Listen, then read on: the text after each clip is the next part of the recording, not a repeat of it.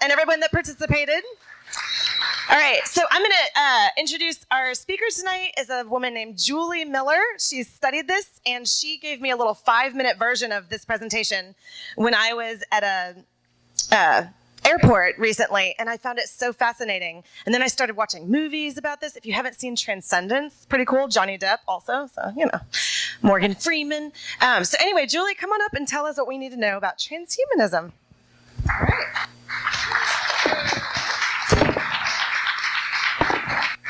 Okay, so tonight we're going to talk about transhumanism, its promises and perils. And actually, it reminds me of a meme you probably have seen of a T-Rex, and at the top it says, the science department can tell you how to clone a T-Rex, but the humanities department can tell you probably why it's a bad idea. And so tonight, in our case, transhumanism can tell you how to become a cyborg, and I'd like to tell you why this is probably a bad idea. So in its broadest sense, transhumanism is the view that all of humanity's problems can and should ultimately be solved by science and technology. So our external problems of humanity have been improved due to science and technology. Therefore, focus should be inward toward ourselves. For the transhumanists, humanity's chief problems originate from the biological limits of our evolutionary heritage. So it's all about evolution, what evolution has brought us here for.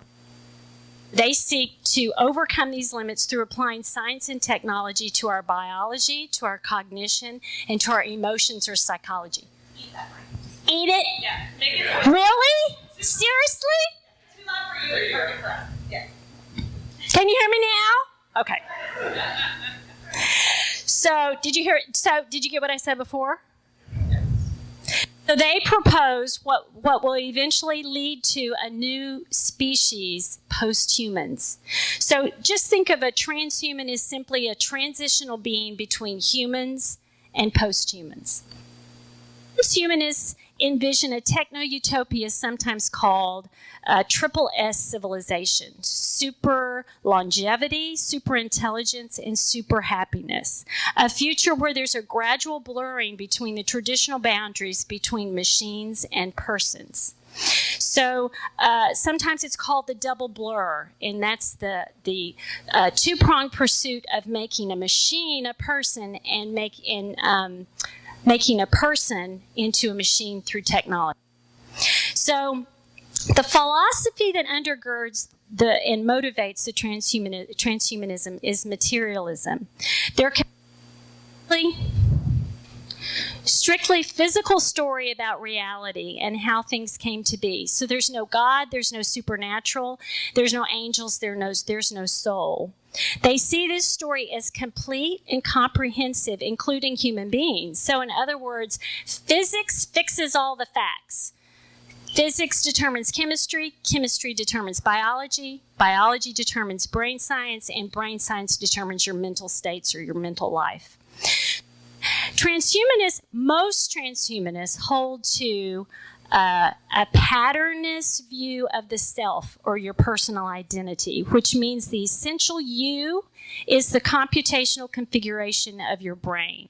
So personal identity is reducible to your brain pattern, and that's why they say it's patternist view.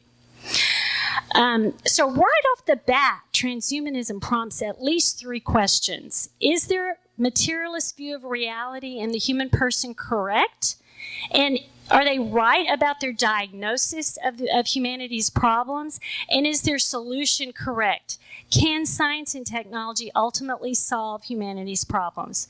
The success of their triple S civilization is dependent on these 3 assumptions. Just think about it that way. So I want to give you 2 things to think about technology in general. Michael Harris he's a technology writer. He's a Canadian, and he has an interesting perspective. He says, every technology will alienate you from some part of your life. That's its job. Your job is to notice. First, notice the difference, and then every time choose. So I want you to think about that. So one of my...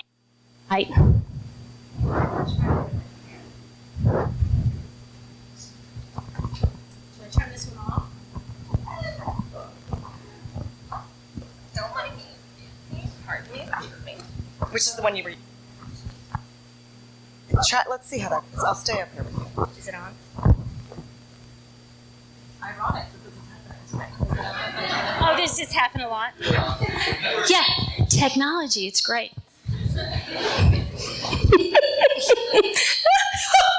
Okay, I'm sorry, I had some beer. Okay, so one of my aims tonight is to help you notice how transhumanism is. Now I seem really loud. Are y'all like freaking out? Okay. Transhumanism is designed to alienate you from your humanity. Did you hear that? Yeah. Okay. Okay. The second thing about technology in general is that we want to avoid the Jetsons fallacy. Now, I'm pretty sure all of you are too young to have ever watched the Jetsons. Nope. Who's old? You've watched the Jetsons? Are you serious? Get out of town.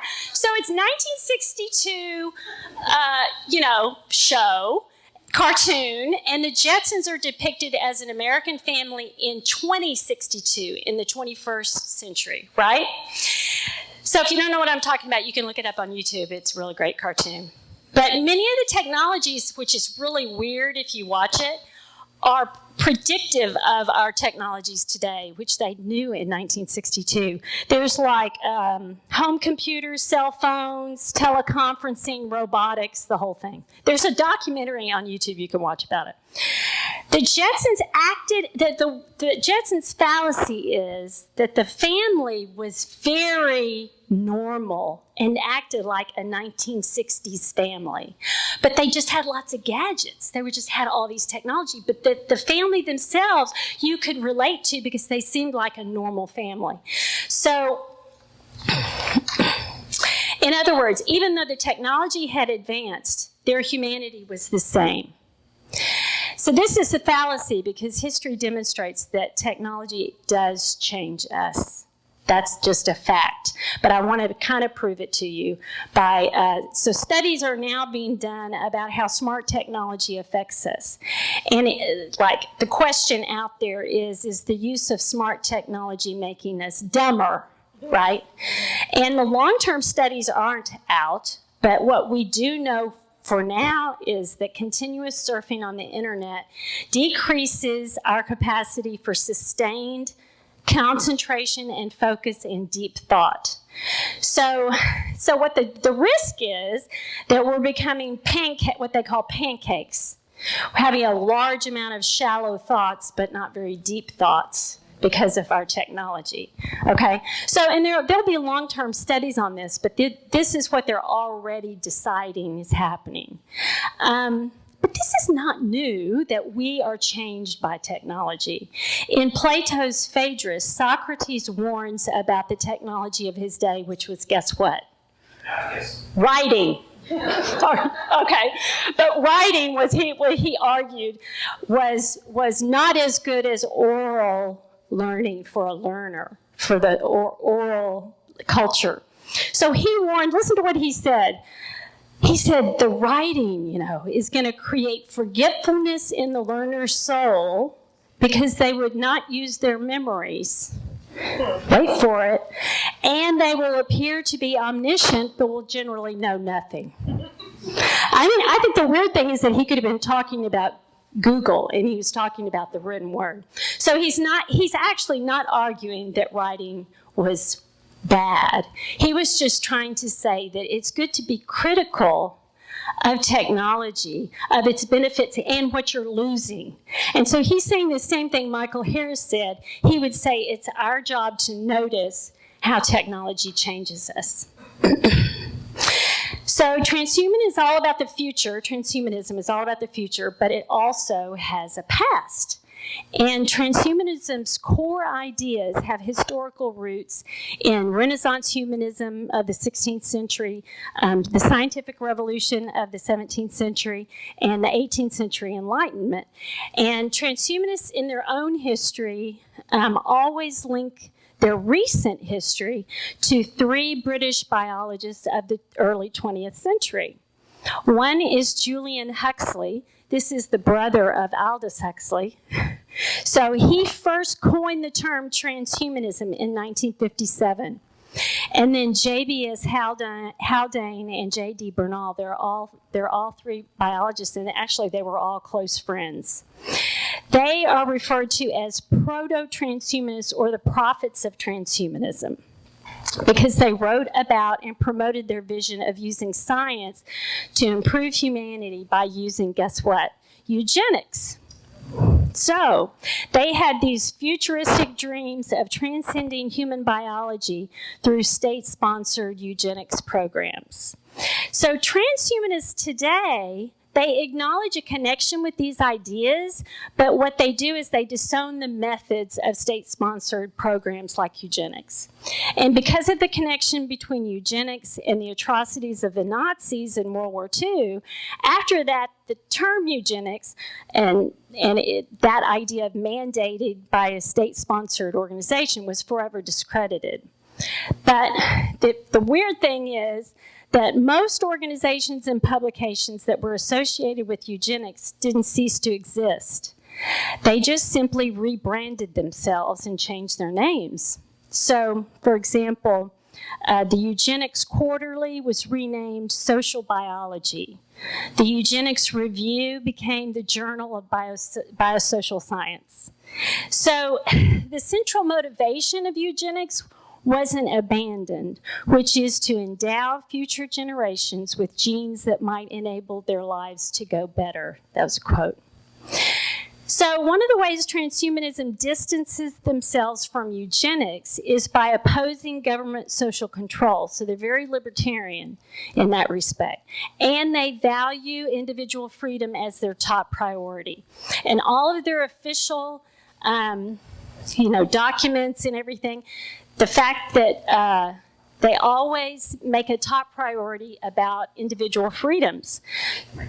So in the Transhumanist Declaration, which is on the Humanity Plus website, it says, quote, "We favor morphological freedom, the right to modify and enhance one's body, cognition, and emotions, and this freedom includes the right to use or not to use technologies to extend life, preserve the self through cryonics, like she was saying, or brain uploading and other means."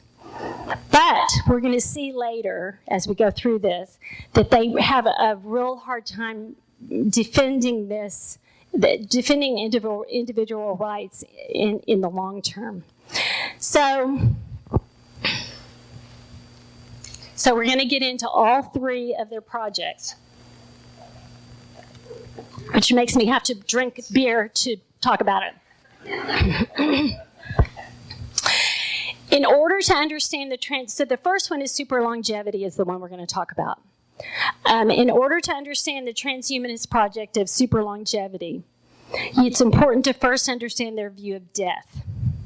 So on the Humanity Plus website, which you can all go to, it's humanityplus.org, they explain death in purely evolutionary terms. Quote, "For most of humanity's history, the average human lifespan hovered around 20 to 30 years. So y'all would almost already be dead. Even in recent times, in modern times, because of disease, accidents, starvation, and violent death, very few of our ancestors lived much beyond 70. But so there was therefore little selection pressure to evolve the cellular repair mechanisms that would be required to keep us going beyond the age of 70. Therefore, as a result of these circumstances in the distant past, we now suffer the inevitable decline of old age and death." So it just was not possible for evolution to give us the right cell repair that we needed for long life. So the transhumanist solution to death is just to take control of our evolution, right? So, and since they don't have the supernatural, they don't have the Christian hope of surviving death in the afterlife and the bodily resurrection, their good news, so to speak, is that modern technological advances mean that aging and death will simply become diseases to be cured. And in case you die before all of this comes to pass, before the technology gets here, You can opt for cryonics at the Alcor Institute, which means you can be frozen by vitrification and reanimated in the future. And there's a lot of people that do it. So transhumanists expect to achieve super longevity by using 3 emerging technologies: biotechnology, nanotechnology, and artificial intelligence. And so those are the 3 phases. The first phase will make use of advances in biology. Genetic engineering, basically, is this first phase. It's all about tweaking your genes. And so they do somatic gene therapy, and germline gene therapy is one that they really count on, which is when you edit the genes of an embryo so that it's hereditary. Whatever changes you make are hereditary to all the generations. So the other thing is therapeutic stem cell cloning, which will regenerate your cells and organs. And then reproductive cloning will allow you to design your own children. So biotech, it sounds great, doesn't it? Biotechnologist Craig Venter says, this is the new era where we rewrite the code of nature to create a new genetic species. So this is just the first phase. The second phase is really more interesting, I think, and it has to do with nanotechnology. So everybody know what that is? And so it's very big in Houston, right at Rice.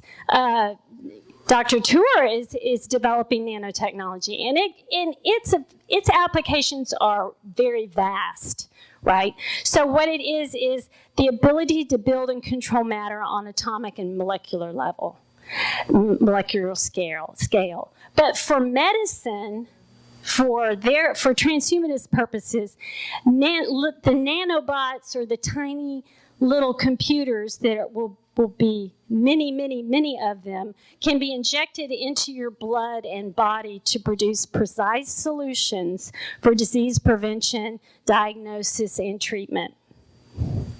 So it does sound good. A little bit. But nanobots will be better at imaging, early diagnosis, drug delivery systems to target cells, bone and neural tissue engineering, and they'll actually build organs to be transplanted and repair spinal cord injuries. So there's lots of hope. The most important application, though, for transhumanists regarding nanobots is that they will be used for enhancing cognition. So they'll put nanobots in your brain, and the nanobots will interact with your biological neurons, merging your biological intelligence with powerful AI. How's that sound? So have you ever heard of BMI, or brain-machine interface? Have you been hearing about that? So Google researches this, Facebook has research, DARPA researches this. Lots of money is going into BMI, which is brain-machine interface. And that's basically what it is, connecting your brain with these little bitty computers to the internet and to software. So by the end of phase 2, transhumanists envision that we will have radically upgraded all of our physical and mental systems to powerful technology. But that's not all. Phase 3. So phase 3 is the final stage in overcoming our biology, which is to really get rid of our bodies entirely by transitioning to a non-biological existence through brain uploading. And because really, by phase 2, our cyborg bodies are going to wear out, because they're thinking we're living 500 or 1,000 years. So they're basically going to wear out. And phase 3 scenario involves scanning a human brain, capturing all the details, and reinstantiating the brain's patterns, remember their patternness, on a more powerful computational substrate. This is really the end game, to be free from your body so we can exist forever on a machine. There's virtual reality, which is okay, well, all right. And then maybe there's synthetic robots where you could download your brain into some synthetic body. Maybe that, okay. So that's it. That's the end game for super longevity. But so let's talk about some of the perils of that, of this whole project that we just talked about. I really don't think transhumanist longing for immortality is surprising, because Ecclesiastes 3:11 says God has set eternity in our hearts. And I think this could mean that we're conscious of eternity and longing for eternity. It's part of human nature. The problem for the transhumanists is that they've settled for an artificial counterfeit of immortality. That would be the problem. So regarding genetic engineering, which is phase 1, remember, Steven Pinker, who's a Harvard evolutionary psychologist, you wouldn't think he would be anti-transhumanist, but he's a critic of transhumanism. He says this is what he says about how he thinks they're very simplistic about their hopes to tweak the genome. So this is what he said: our genetic interactions are so complex. Oh, did that hurt y'all? That single genes rarely produce beneficial effects. In other words, there are no single genes responsible for some of the enhancements that they plan. And you know what this reminds me of? You know those commercials where you have the drug that's supposed to cure the problem, and then at the end they give like 15 side effects that are worse than what the problem was, right? You go, oh, who would ever use that? That's terrible. Well, I think that's kind of what he's saying, is they're going to tweak a gene, and they're going to go, oh, we're going to make you really smart, but you're going to have 15 problems that are really, really bad after we do it, you know. So, and the other thing that he thinks is if people are nervous about genetically engineered soybeans, then maybe they're not going to be so fast to genetically engineer their children. So, and all of the things that they want to do now are illegal for genetic engineering. But they're hoping and they're pushing for the techniques and the technology that is going to be available. They'll be pushing to expand that. Have you ever heard of CRISPR? So the CRISPR is a technology for gene editing, which they would like to be legal. The guy in China who did it, he's in jail. But anyway. So remember, transhumanists stress your right not to use a technology. But according to their own statement on the Humanity Plus website, they say this about parental rights. They say, parents have a moral responsibility to make use of the methods, the gene editing methods, assuming they're safe and effective, which I think that's a big assumption. Just as it would be wrong for parents to fail in their duty to procure the best available medical care for their sick child, it would be wrong not to take responsible precautions to ensure that a child will be healthy as possible. So, and what they mean by that is enhanced. So it would be the same as gross parental neglect or child abuse. This is on their website. So already individual freedom for parents to not genetically engineer their children is not morally right to them. Okay, let's talk about the brain-machine interface. So they kind of gloss over this because they think it's great for you to have the nanobots and everything in your brain and in your body. And some of the uses for nanobots is good for our diseases and everything. But it will make humans vulnerable to neural computer crimes. So if you have a hard time keeping viruses off of your computer, think of if you have 1 million nanobots in your body and brain that could be hacked or have malware or bad software, malicious malware, if you've got computers all in your body. So that's something that they don't really talk about. The patternist view of the self also, I think, is inadequate to establish the continuity of identity after radical cognitive enhancements or uploading. And it gets very fuzzy in the third phase about this. So this is what they say their hope is by the end of the 21st century. Quote, humanity will become like a single distributed and interconnected brain. And have you ever heard of the global brain? This is what they call the global brain. I think they should just call it the Borg. Does anyone know? Y'all aren't Star Trek people? No? We need Jean-Luc Picard. What? What did he say? Yeah, resistance is futile. Seriously. Yes. So they call it the global brain. I think they should call it the Borg. But anyway, this is a big problem about that. Okay. So transhumanism also has no solution for our sinful condition. So there's no project for moral enhancement, is what I'm saying. And from the beginning, God knew that living forever in our sin was the worst idea ever. You know how I know that?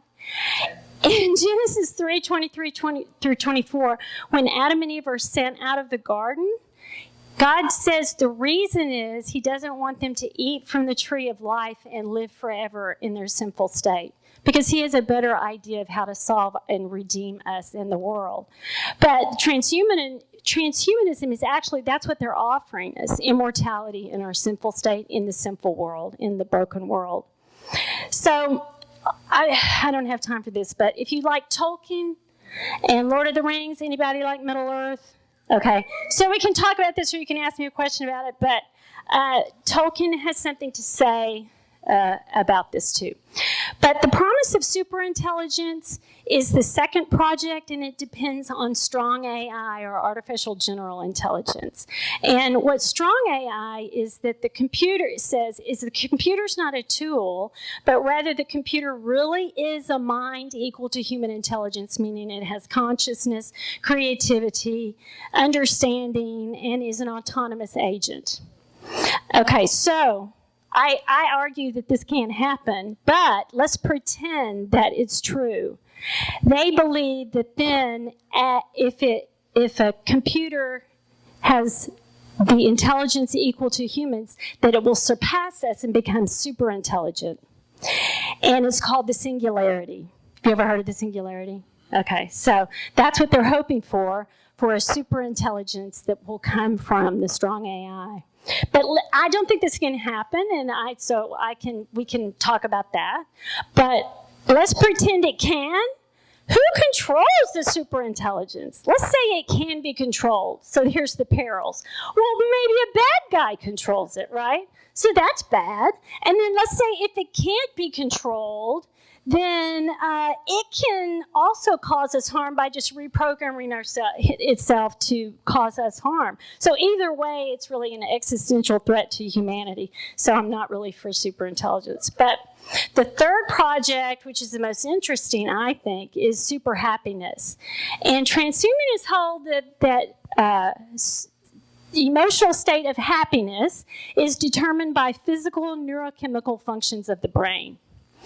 And their strategy to secure happiness is to employ genetic engineering, psychopharmacology, or Soma. Who's the guy who had Soma? Yeah, Soma. And neuroscience. So David Pearce, he's an Oxford philosopher, and he's co-founder of the Humanity Plus. He wrote a book on this.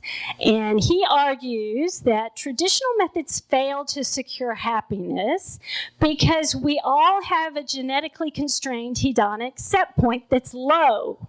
Okay, so remember, everything's evolution's fault, basically. So the hedonic set point represents the relatively stable level of happiness everyone has, around which whether you have good circumstances or bad circumstances, everybody has a low hedonic set point. So he argues hedonic is like a pleasure, happiness set point.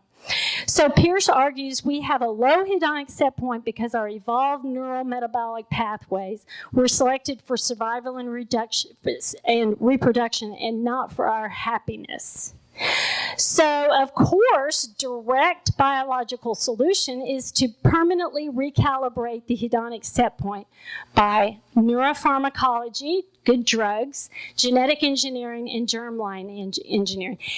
It's basically Brave New World, and the weird thing is David Pearce doesn't even in principle, he agrees with Brave New World. He just says all of their drugs and genetic engineering are primitive.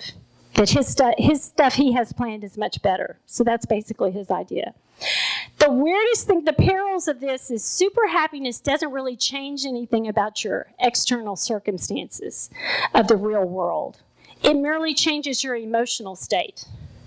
So you're always happy no matter what's going on. So the cost of artificial happiness means a person's emotional responses don't correspond to the truth of reality. That's creepy, right? I think that's the creepiest thing about it.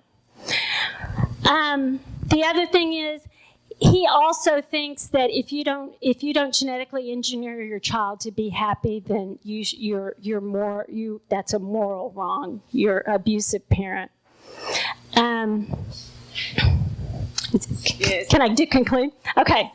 So one thing I'll say is it's time well spent to think about transhumanism and its claims, because it causes us to focus on things that really matter, like what it means to be human. I hope it stirred up a longing in you to find out the truth of the matter. And if human persons are more than physics and chemistry, then transhumanists are mistaken about what they can accomplish through technology.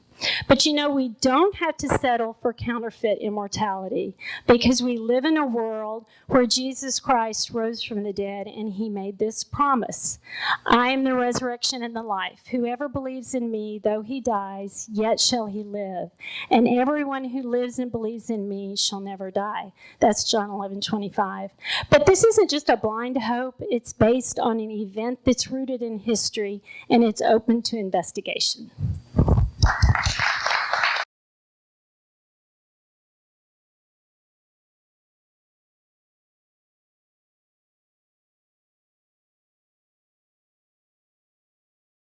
Let's do this. I'm going to have you guys start. I realized I didn't really give you a proper introduction. Someone was like, what does she do? I'm like, wonderful question. So tell us your name, what you do, and if you have any little 15-second thoughts about transhumanism you want to throw into the ether, great. If not, that's fine, and then we'll get going with questions. You start. I have the mic, so I'll start. I'm Evan McClanahan. I'm the pastor at First Lutheran. I also help with the radio show / podcast Theology on Air. I'll just say a few quick thoughts that I had as I was listening. One is that Christians have a different view of happiness. So some kind of whatever. Anyway, we have a better view of joy and happiness. That's the one thing I didn't get to talk about. You'll have plenty of time, I hope. I was also, to be clear, Christians believe that we are our body. We're not a soul trapped in this body, but we are our body. And I think a question for us pastorally tonight might be something like, what are the sorts of limitations that we ought to think about as a discipline now? Things that we ought to limit ourselves with technology now, lest we go down this road too far. I'm Julie Miller, and I do study this all the time. So I'm writing my dissertation on transhumanism. So this is a topic that I'm becoming very familiar with, whether I like it or not. Actually, it is very interesting. So mostly I'm critiquing the philosophy of transhumanism. And so I go to Faulkner University, which is it's in the Great Books program, and my track is philosophy, so it's where Melissa went also. And so that's what I do all day. I read about transhumanism. And there's so much out there you can't realize. It's not just Black Mirror. I get probably 10 papers a day in my email box about academic papers about transhumanism. So it's a huge topic. It's getting even more prevalent than you think. So anyway, it's a good topic. Good for us to know and understand and not be passive about. I'm Melissa Cain Travis, and I'm an assistant professor of apologetics at Houston Baptist University. My main research and writing interests are the intersection of science and Christianity. I'm particularly interested in the philosophy and theology related to the human soul, and what different technologies, such as we talked about tonight, what kind of ramifications those have for a Christian view of what a human person is. And also, I love Johannes Kepler a lot. Okay, and you need to eat the mic more. You two are going to be my problem children. I can tell. My name is Paul Sloan. I teach New Testament and Bible and theology at Houston Baptist University. I also have, this isn't sort of like my focus field of of this particular question of transhumanism, but generally speaking, and specifically in Pauline theology, is the particular question of what does it mean to be human, and who is the measure of what it means to be human, and how do humans conform to that pattern? Of course, the Christian answer is Jesus, but that's sort of the particular angle that you'll probably hear me speak from most often tonight. All right, let's get going. First question, and the way we do this is if you have a thought on it, grab the mic and go. We'll hear from maybe 1, 2, or 3 of you each time, unless everybody's real eager. Okay. Also, we love to disagree charitably, so get into it. First question is, what about the soul? If we become nanobot-driven or get into uploading our consciousness, what happens to the soul? Is that just an emergent part of our brain? I'll ask it one more time. What about the soul? If we become nanobot-driven or get into uploading our consciousness, what happens to the soul? Is that just an emergent part of our brain? So the view of the human person in classical wisdom and Christianity is that we're a unity of soul and body. Just like he said, we're integrated together. And we're not a soul trapped in a body. So it becomes a little murky that you think, well, then you can do stuff to your body, but then your soul is not affected because your soul is immaterial. Would be your consciousness, your reasoning, your the immaterial part of you. And I think that because we're an integrated part, we're a unity of soul and body, that things you do to your body actually does affect your soul. So it's not like you couldn't say that, oh, well, transhumanism, you could just do whatever you wanted because they're just affecting your body, but it's not going to affect you. And I don't think that's true. What do you think? She's the soul lecturer. Okay. Melissa. Yeah. Oh, me? You just said you were interested in soul. I am. The soul expert. Can you repeat the question, Sarah? Yes. Just maybe I I'll have an additional thought. Go back. Okay. What about the soul? If we become nanobot-driven or get into uploading our consciousnesses, what happens to the soul? Is that just an emergent part of our brain? Okay. So and then somebody just texted in, can Melissa give some thoughts on how the body and soul interact? Oh, right to ya. So what's the soul? How does the body and soul work? What if we're up done some nanobots in our brains? Just wherever you want to take it. Yeah. Okay. So the first question, I really like the comment on what happens if we get into this idea of uploading our consciousnesses into a computer. How many of you saw that Johnny Depp movie, Transcendence? Okay, so it was great, you guys. You should watch it. Hold it closer. Okay. So Julie mentioned this patternist view of the human person, this idea that it is the pattern of electrochemical activity in our brains that define us as selves, right? And so this concept of being able to replicate that pattern perfectly and then upload it into a machine, I think comes with some serious metaphysical problems. And one of the ones that I think about a lot is, okay, if we do this with someone who's dead, that is very different from doing it before they die.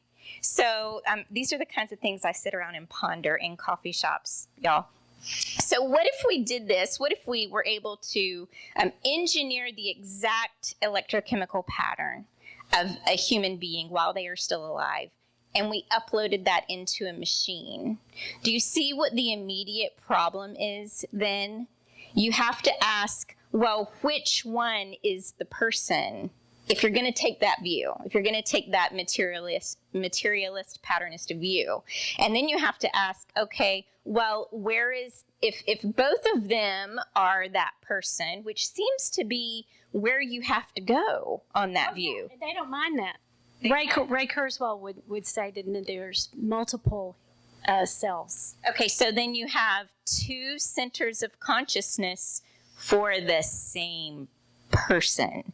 And it just seems like you run into these very weird contradictions or paradoxes or whatever you want to call them. So I think that's part of a cumulative argument for why there has to be more to the human self than the material and the patterns, the electrochemical patterns that happen neurologically. And what was the second question, Sarah? Oh, Lord have mercy. I'm already on 3 from now. Something about the connection of the body and the soul. Yeah, well, I mean, that's the classic mind and body problem. Like, how does the mind, how does the soul interact with the body? We don't know. We don't know. That's the answer. But also, they assume that in transcendence, they assume that he was conscious on a computer, right? So there's no evidence that, and they don't even claim they understand consciousness. And half of the transhumanists would think that consciousness is an illusion. So it doesn't make sense that they think that you would be conscious on when your brain was uploaded. It's very odd. Paul. That's a good question. So I'll play the transhumanist devil's advocate. If it's on a materialist worldview, though, or a materialist supposition of kind of the way the world works, wouldn't the uploaded version just be the next stage of the evolutionary process? In which case, it would be the one that's sort of like, it's the one. So it's just bad luck for the other one, right? He's toast, right? So he's just next stage. And if on this, so I don't know, what would it? Generally, I think that's right. So generally, there's not going to be a live embodied person. It's when your body wears out and you're going to be. So basically, your body's dead, and they're going to upload your brain. So your brain is immortal. Unless there's enough nanobots to make a full human, and that's what Johnny Depp did. Spoiler. Oh, yeah, that's right. Okay. That's right. No, dude, the movie is still so good. Okay, also, it was out in 2014, so I think the statute of limitations is up on that. Okay, I'm going to scoot to the next questions, because we will not solve all of them, but y'all sent a lot in. I want to get to some more.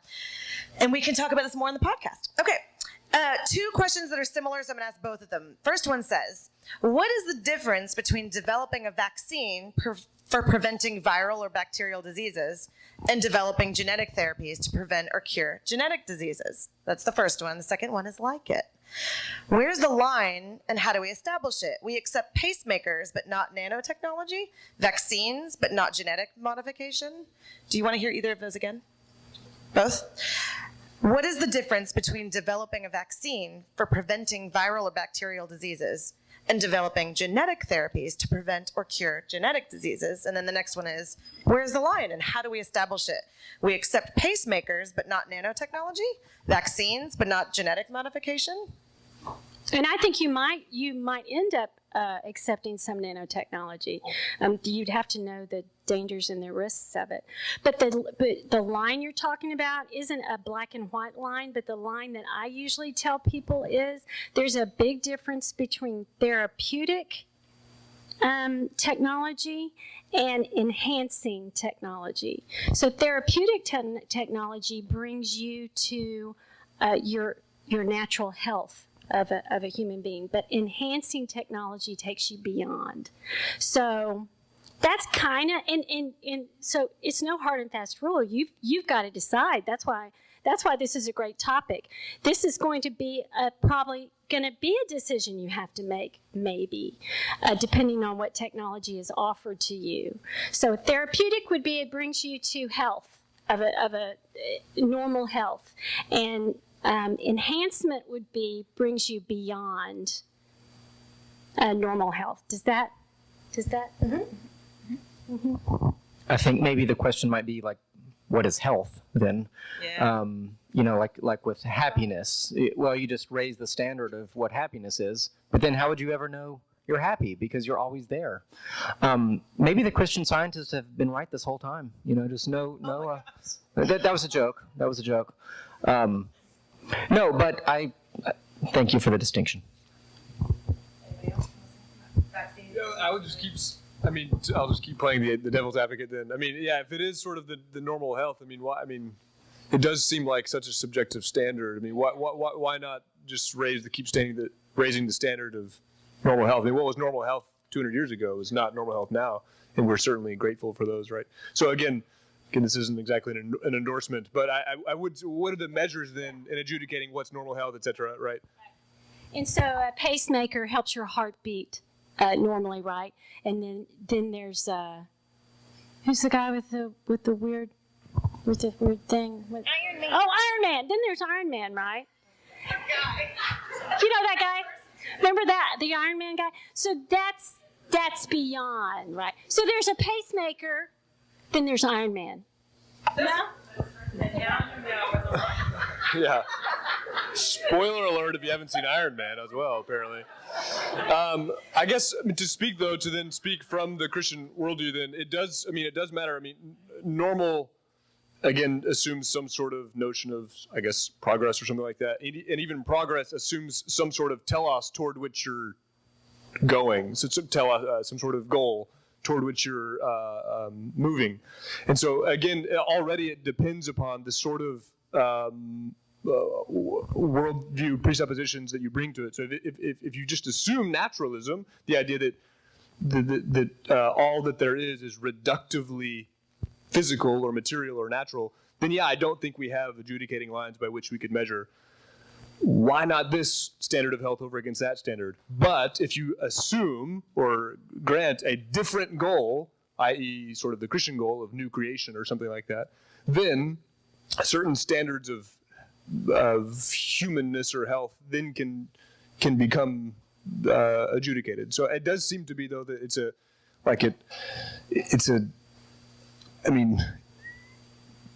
the first step you take in deciding what kind of, the nature of the world is going to lead you to different goals altogether. Is that right? Evan? I just want to ask maybe a contrarian question, which is something like, I'm the hillbilly on this panel. I'm like the least educated by far, okay? So I'm just going to try to bring it down to the lay level here.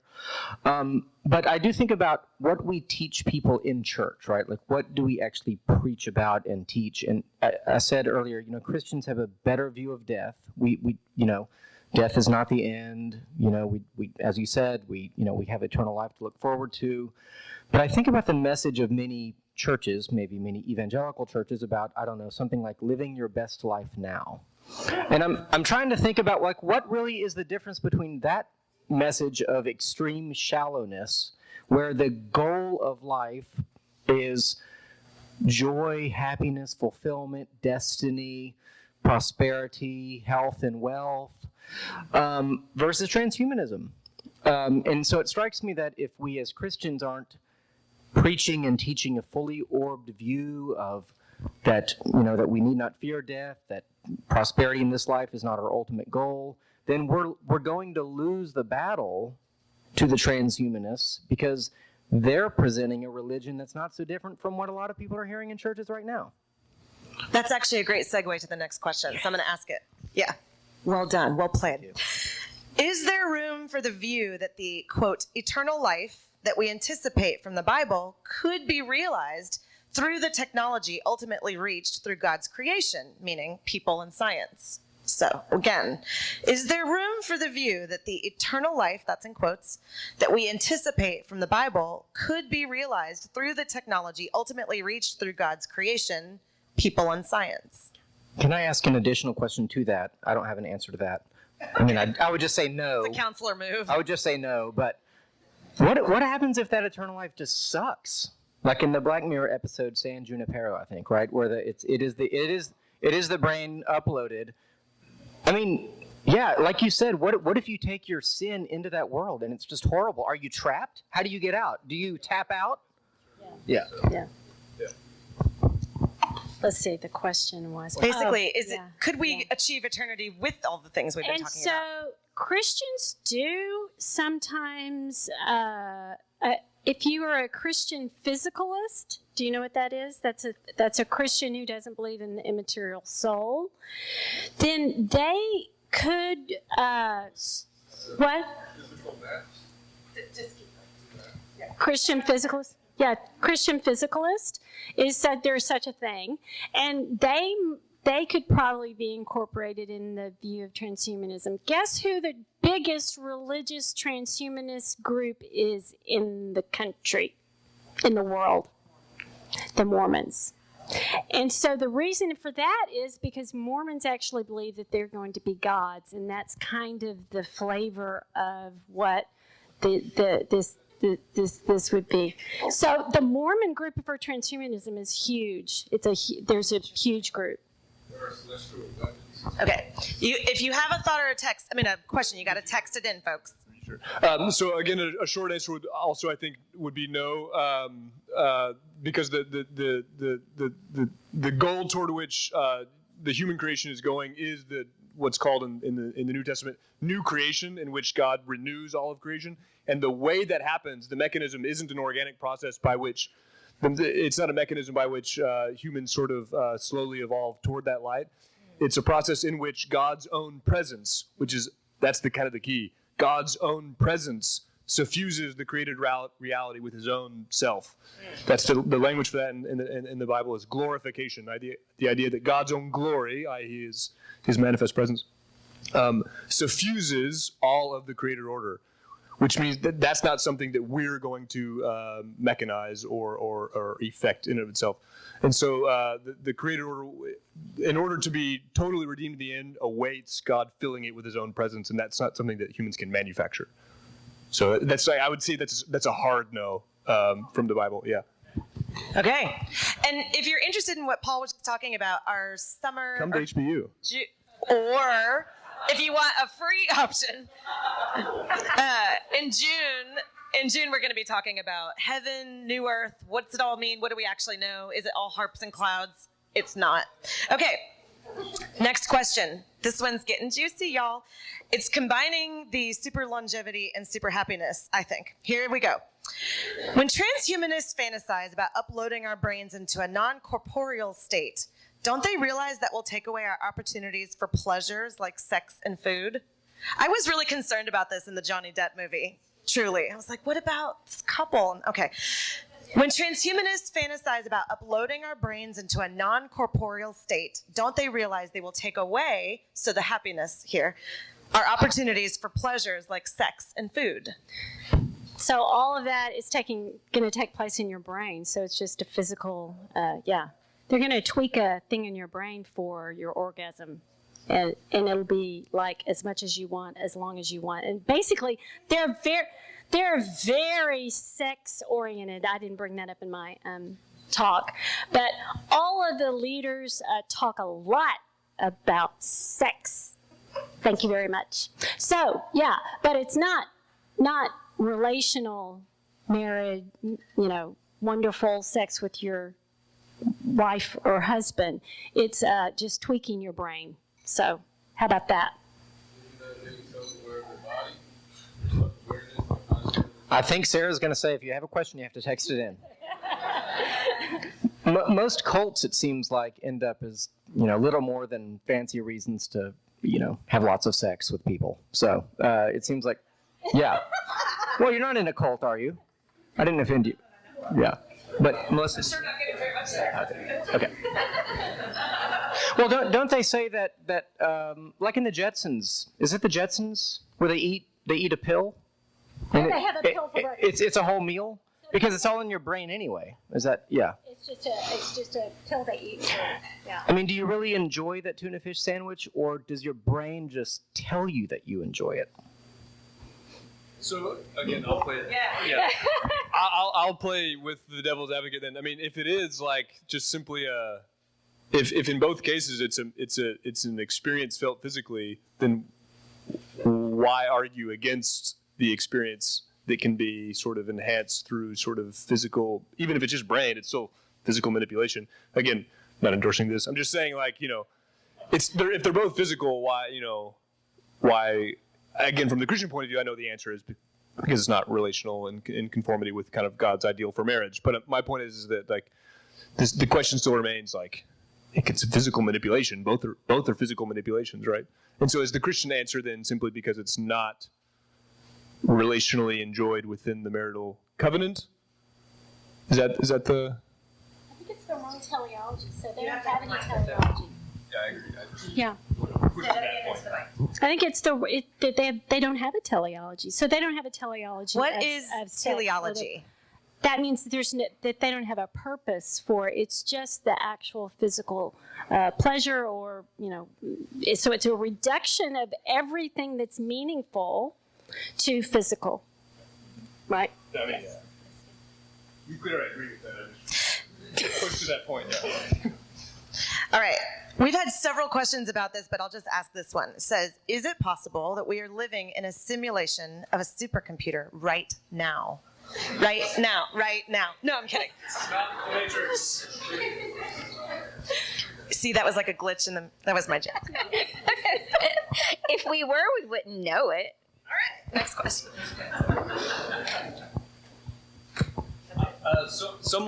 This is not my own knowledge. I was talking about this ahead of time with someone who also teaches at HBU, and he was saying that if it were possible, in other words, if the idea that you could be uploaded to a simulation were possible, that would imply that there were potentially millions of simulations, in which case it'd be the odds that you are in either the prime reality, which is only one of those, versus one of the millions of simulations that are out there, is quite low. In other words, if simulation were possible, i.e. the idea that you could be uploaded to the simulation, if that were possible, the odds that you were in it would be quite high.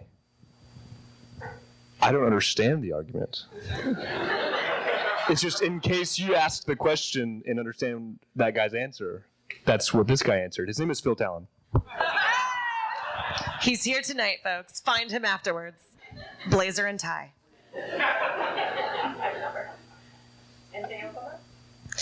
All right, we're just going to keep asking the questions that come in. Ethics and morals have evolved over time, such as slavery being right or wrong.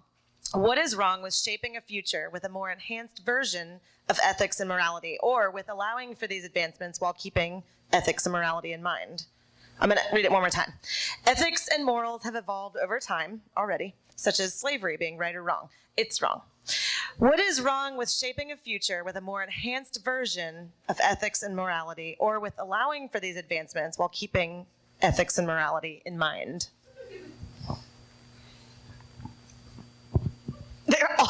Someone has to answer. Answer. I just talked a lot. No, you're good. There's only four. So. Go ahead.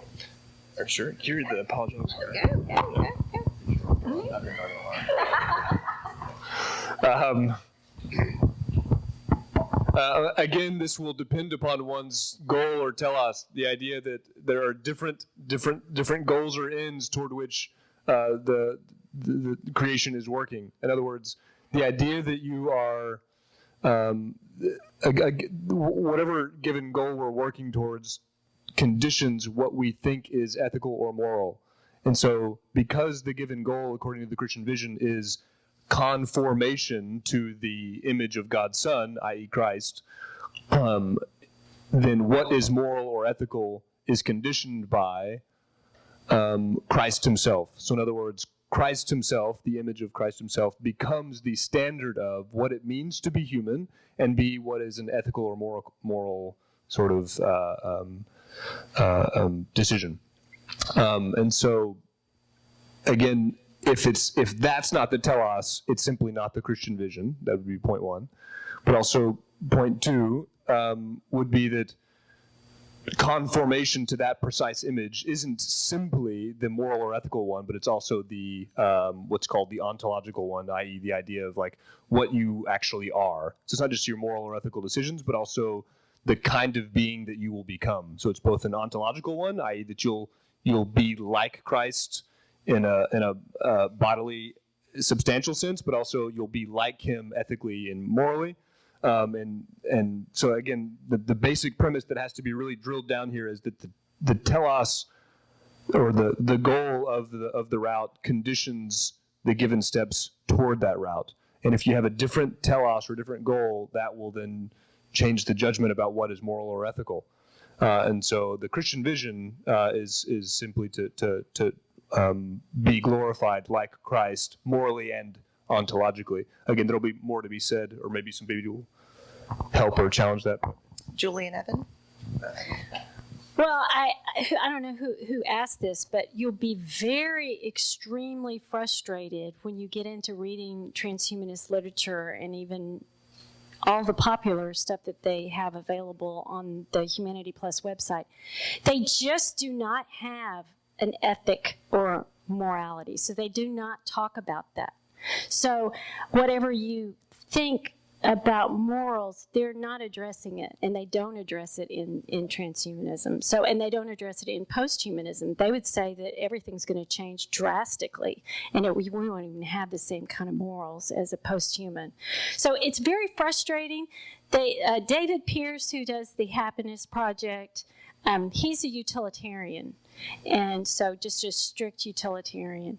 And can you tell us what that means? That means he cares about the good, the consequences, not the individual good. Or it can be good or bad, but it's the consequences that matter. So individual rights don't matter, but the good of society matters, or humanity, or what his goal is. So it's very frustrating. I understand what their question is coming from, but it's very frustrating to read the material because they actually do not even talk about morals. They don't talk about virtue, character, true happiness or contentment, what we think in the Christian or classical view of happiness. That's not there. Everything is physical. So it would be, if you were the strictest materialist you could think of, would not include morality.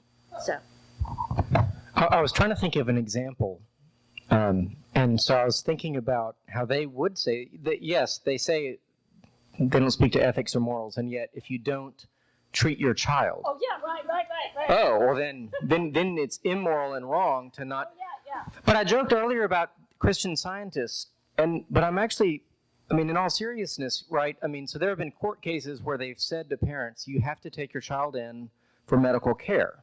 And I'm wondering if there won't be a time in the future when they'll say, the court will tell us, you have to take your child in for gene editing, because we know that it's a benefit, and not to do so will kill them. And we might say, Kill them. No, it won't kill them. It'll just make their life better. Right. So they don't have the high enough threshold in their brain for happiness, or something, or whatever it might be. So I guess one of my questions in all this too is this something the church needs to start speaking about? Like, do we need to start saying from pulpits and lecterns and such, it's time to start withdrawing a little bit from technology. It's time to start taking an inventory of, and not just, screen time or too much time on Facebook, although those are important things too, but to start to get into spiritual habits of withdrawal from technology, and start to tell ourselves, when medical advances come, for example, you know what, the answer to that is no. So, yeah. All right, I want to get to like 5 or 6 more questions, and we only have 20 minutes left, so I'm going to go. Okay. So a lot of people have texted in something to the effect of, it sounds like if you're a Christian, you can't like transhumanism, or you can't be for some of these things. So one person wrote, where might God be delighted by the aims and innovations of the Transhumanism Project? So we're looking for some of the things that you talked about that actually might please God. And again, let me say this. We know that not everybody in this room is a Christian. We love having people come from all different worldviews here. So I know that there's a certain percentage of you out there that are like, we don't care what Christians think, we're not Christians. So maybe this is a good opportunity for it not to sound like Christians think that every technological advancement is bad. We're not just a bunch of Luddites, right? So where might God be delighted by the aims and innovations of the Transhumanism Project? He's not. I'm a Luddite. Oh my gosh. So some of these advances in the emerging technologies are good. And just like remember I said Socrates was critiquing writing just to say that there's something we lose when we go from oral tradition to writing, but that doesn't mean we can't critique it. So that wasn't our point is to be knowledgeable about the technology, to critique it in the right way, but some of the advances that are going to come our way are going to be good for health and for diseases and everything. So I still say in your mind you should be thinking what is therapeutic and what is enhancement, like Iron Man. Or who else could we say? Who else could we say besides Iron Man? What? Huh? What?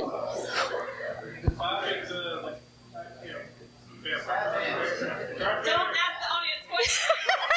They're out of control. All right, keep going. Melissa, save us all. What might God be delighted about in the transhumanism innovations? Or if we're done with that question, we can move on. Great. Okay. If we could create an AI indistinguishable from a human, it's a big if, but if we could, would it be possible for that creation to have a relationship with God if it wanted? Look, I don't make the questions up. This one came in from, no, I'm kidding, and I do know who this is from. If we could create an AI indistinguishable from a human, would it be possible for that creation of ours to have a relationship with God if it wanted? If he or she wanted? Well, I think that word indistinguishable is very important, because we could have something indistinguishable, but that doesn't mean that there's a center of consciousness in that AI. That doesn't mean that there's a self there, right? And then from the Christian worldview perspective, we would say that as advanced as we can get with our machinery, we're never going to be able to engineer a soul. And it is the soul and the faculties of the soul. Some would say the spirit as a faculty of the soul, for example, is the way by which we relate to God. And so my answer would ultimately be no.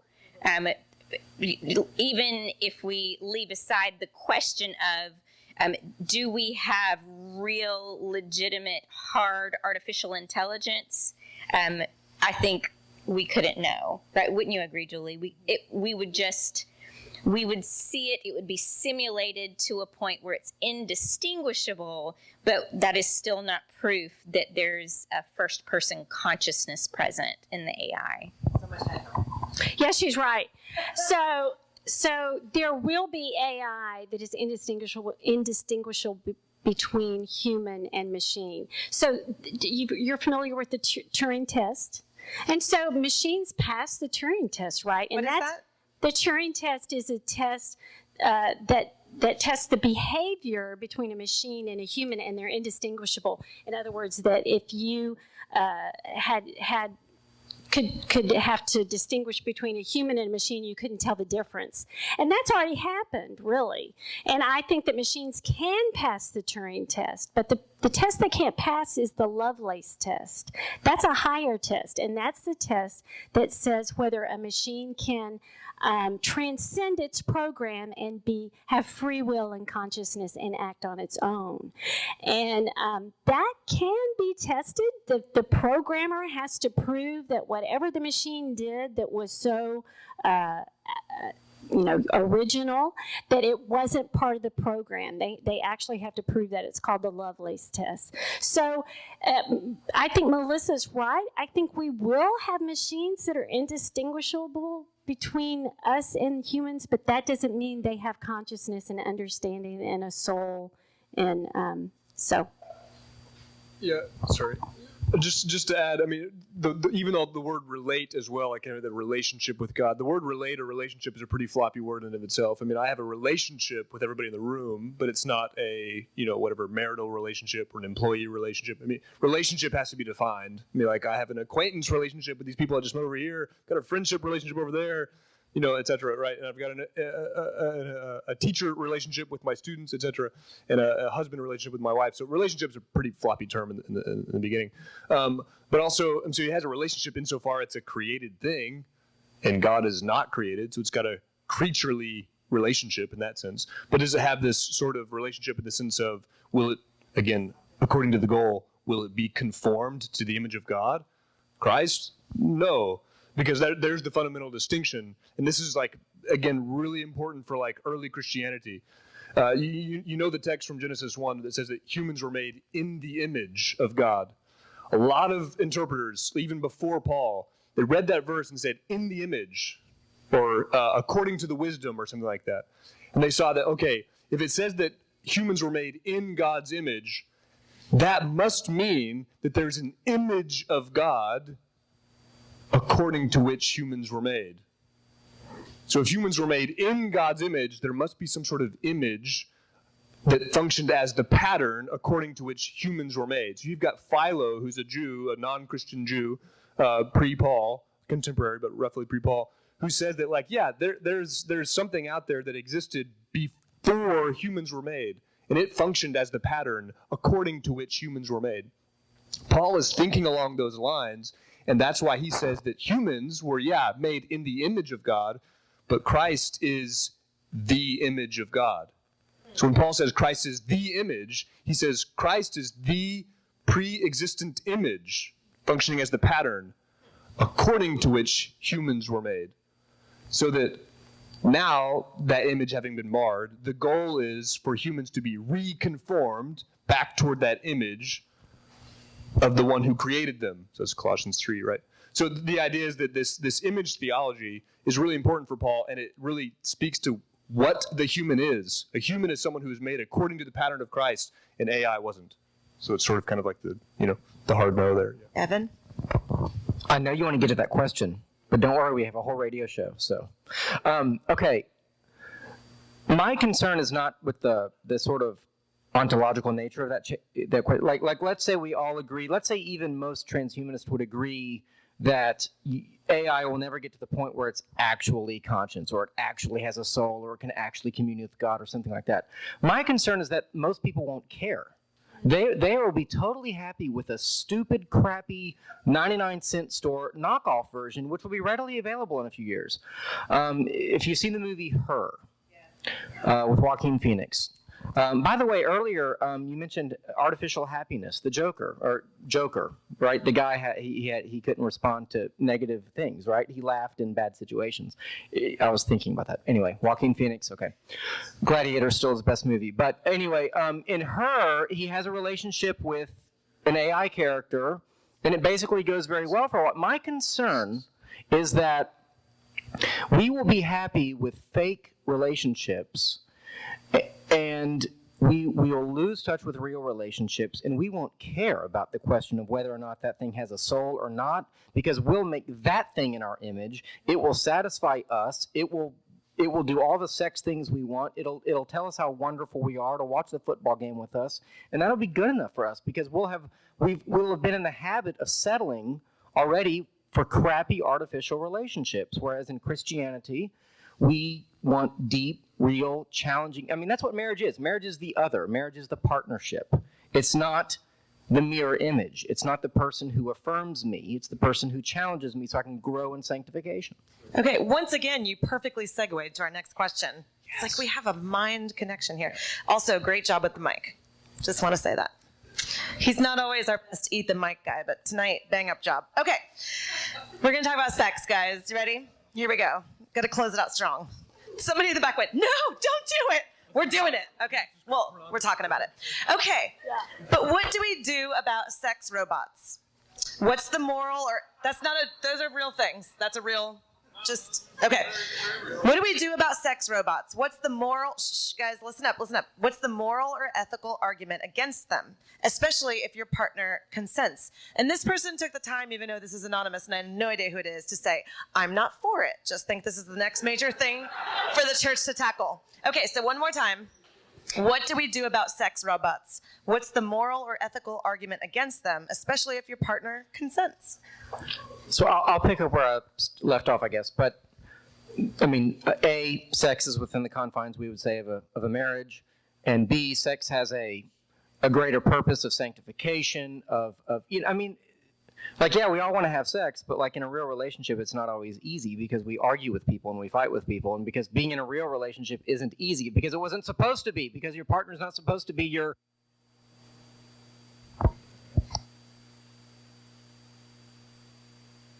Start shouting. Here, take this one. I'll fix that one. Your partner's not supposed to be your adulating mirror. Hello? There, picked it right up. So the idea of a sex robot fulfilling physical functions is not what sex is supposed to be. Sex is supposed to be difficult, actually, because you're doing it with a person who you have a real connection with. So yeah, the idea that it's just pure physical whatever, which is what they're hoping for, is lame. Mm-hmm. And I'll just say one thing. Remember that technology means to separate, especially transhumanism, and I would say this is something they're for, by the way. It's supposed to separate you from your humanity. So think about that. So this would be perfect. It'd be perfect for a transhumanist view, for this kind of technology to separate you from your humanity.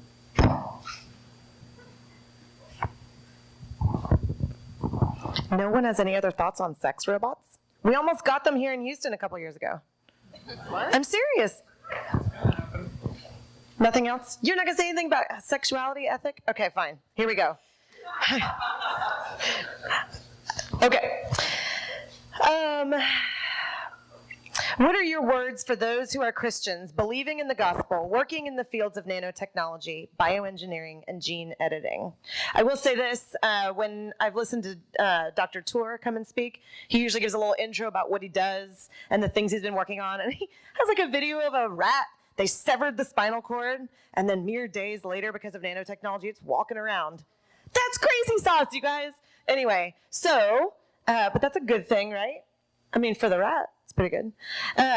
So the question is, what are your words for those who are Christians, believing in the gospel, working in the fields of nanotechnology, bioengineering, and gene editing? Any words of wisdom?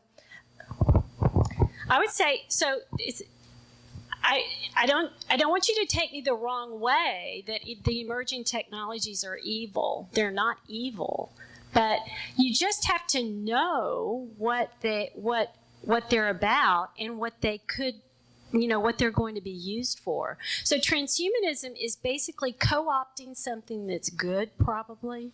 They're co-opting it for their own movement, which is to live forever in this world artificially. So I'm not saying that, what Dr. Tour does and everybody with nanotechnology, it's pretty amazing. And so it can bring good things to us. But we just have to know what it is and how it could be used is all I think we can hope for. I'm going to actually cut this off because I have a couple more questions I want to get to before the end. So we'll continue that in the podcast.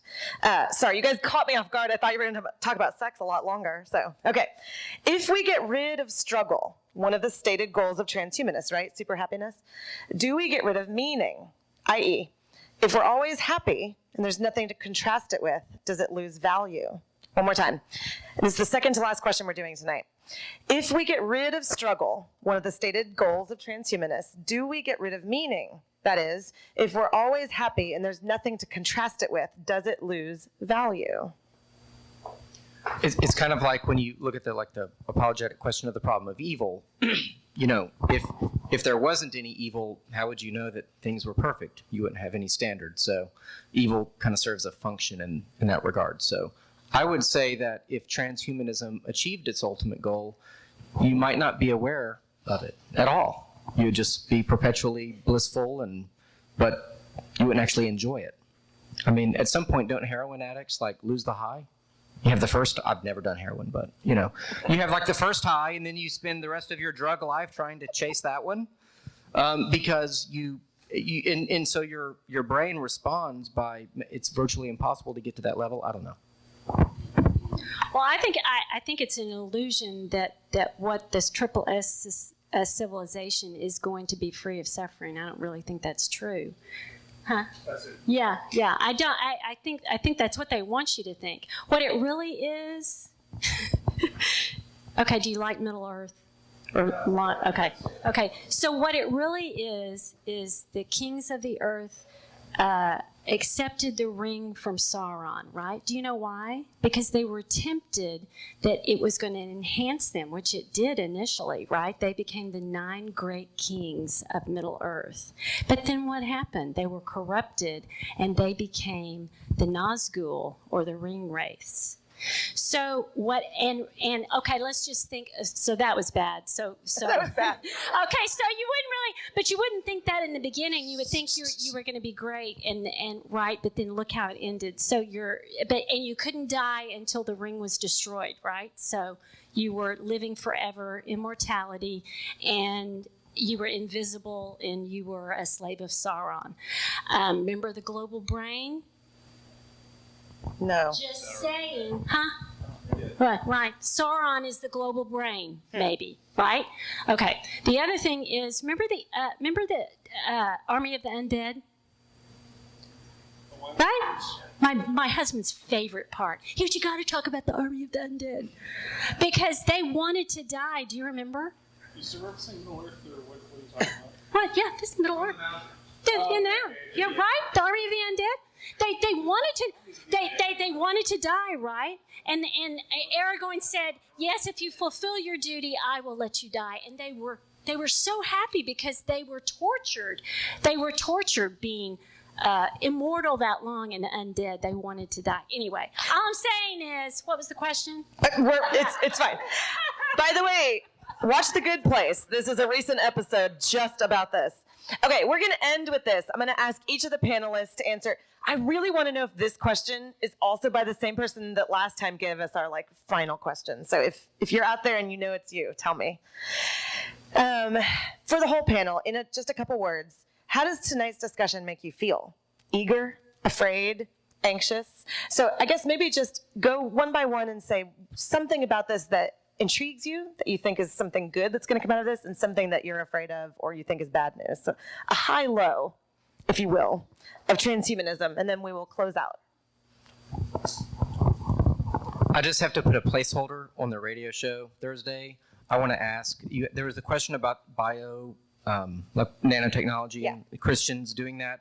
Well, how is it so different from eugenics? I just want to ask that later. We had a couple of those questions. We just didn't get to them. Yeah. So I would say that I tend to have probably a pretty negative view of technology. I'm not very optimistic about where it's going, and I don't think that the worldview of the people behind it, the Googles, the Facebooks, blah, blah, blah. I mean, they're total materialists and generally people without hope, and they seem to have a lot of power in directing the world in a place I wouldn't want to go. So I guess it does make me a little anxious. But you said something earlier in previous conversation. I don't think you said it here. So I just want to make sure it's said that you indicated that in many respects, like at the end of the day, it's probably something that will fail because it's a movement that's not based in reality, because it's not based in a godly worldview or God's world. So that's actually kind of hopeful to me. So. And I'm going to ask you guys to be super quick about this because it's 9. No, you're fine. I'm just heartened that you guys are interested in it. When I talk about transhumanism, mostly people go, huh? What? They don't even know what I'm talking about. My husband is generally the only one who hears anything about transhumanism. So I'm just heartened that you're not passive about it. And even if it's just because you watched Black Mirror, which, by the way, is very creepy. But I think it's good to, like I said in my conclusion, I think it's good to think about these things because things are at stake here. Mm-hmm. What they believe about reality and the human person is very important, and it's important for us to know what we believe about who we are, what it means to be human. So I guess I feel some anxiety about where we're going with this and what it's going to mean for humanity. However, I'm also at the same time a little bit hopeful because I'm already seeing an increased amount and level of the philosophical conversations that are being sparked by this progress in technology. And even in pop culture, we've mentioned The Good Place a few times. One of the consultants for that show, The Good Place, is Dr. Todd May, who's a philosopher at Clemson University. And he has this book that I checked out from the library after I started watching The Good Place called Death. And Sounds cheery. Yeah, it's got like a black raven on the cover. Lots of Edgar Allan Poe-ish vibes with it, right? But one of the things he talks about in there is the idea that it's not perpetual existence that gives things meaning. And even though he's an atheist and I'm a Christian, that is something I can absolutely agree with him on. And it ties into that Good Place episode also. So all of that to say, my hopefulness comes from the observations that people are already starting to talk about the ramifications philosophically. And what I'm hoping is they'll reach the conclusion sooner rather than later and before things hit the fan that pleasure doesn't equal meaning, and longevity plus pleasure doesn't give you purpose and depth of meaning in your life. A few things. One is interest or excitement. I mean, a lot of questions that were really good that we didn't totally answer probably to your own satisfaction, and so a lot of those are just exciting. I was like, oh yeah, I want to think about that more, about the difference between vaccine and gene therapy, that sort of stuff. It's a great question. I want to think about more myself. I don't know how to answer it fluently. The second was that I think anytime people are asking the question of what does it mean to be human is a great conversation to be having, because it presents the opportunity to obviously provide the Christian answer, but also simply because that is the question that then controls the kind of life you live, right? I mean, what it means to be human. What it means to be human is like the question, right? And so, so that's excellent. And then, I'm encouraged by the kinds of answers we've gotten to talk about tonight, and particularly would just emphasize that the agreement with Christianity and transhumanism is that at one level, death is, according to the Christian conviction, death is an enemy. Death is a power that's going to be defeated. It's not just sort of a natural process that we need to just sort of like comfort ourselves with or like massage our shoulders on, right? It's a power that's going to be defeated. And so the capacity to remind ourselves that what it means to be human has an actual function and goal, namely Christ-likeness, and the fact that we have a promise that it will be dealt with when Christ returns and defeats death himself, not simply by our own sort of human mechanisms, is greatly hopeful to me. Amen.